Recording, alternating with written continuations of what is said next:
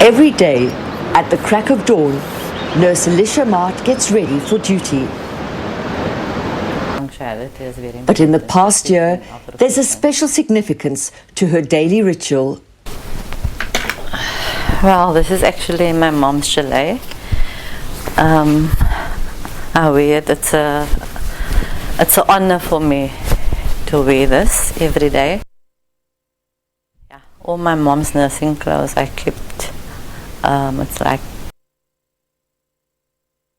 the connection. I feel I'm more connected to her.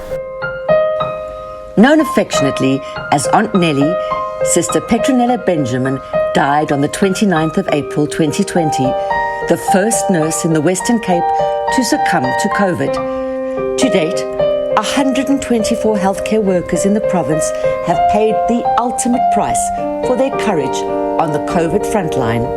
And behind each statistic is a story of sacrifice, grief, and hopefully healing. We made ourselves some t-shirts with a pamphlet photo on, and we're busy doing the masks also. And we are planning on coming here on the 29th just to pay our respect, and just to come grieve all together at the grave. So yeah, that is what we are planning on doing for the 29th. Then it will be a year.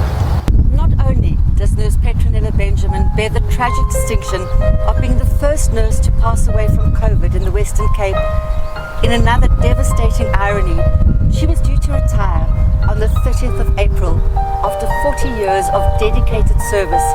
She died on the 29th of April, a day before she was due to retire. She was looking forward to go on retirement, spending more time with the grandchildren and even with her own children. And she also played a big role in the church because she was a pastor as well. She was a commissioner of oaths. A few weeks before her retirement, she had been booked of ill with bronchitis. Her family tried to persuade her to stay home until her retirement would officially begin at the end of April, but she insisted on returning to her job at the Department of Health's Family Planning Centre in the Cape Town CBD. All the years that she's been working for the department, my mom was never somebody that would just go off sick or go to a GP to be booked off. She was very dedicated towards the job. And she went back to work. Yes, after she's been booked off, she was booked off, she went back to work for a week. And the following week, she started showing symptoms. Within days, her condition deteriorated rapidly. And she went in the Thursday evening. Friday morning, 10 o'clock, she phoned me. She said, Alicia, I tested positive for the virus, coronavirus. Please, to just check on your dad. Get your dad tested. And that was the last time we spoke on the phone. Her death, 5 days later, was met with universal horror. There were so many prayers that went out for her to get better, all over the world actually. Friends that used to work with her, colleagues, all over South Africa, people were praying for her to get better. As a tribute to the nurse whose life ended the day before her golden years should have started, her colleagues held a guard of honor for her.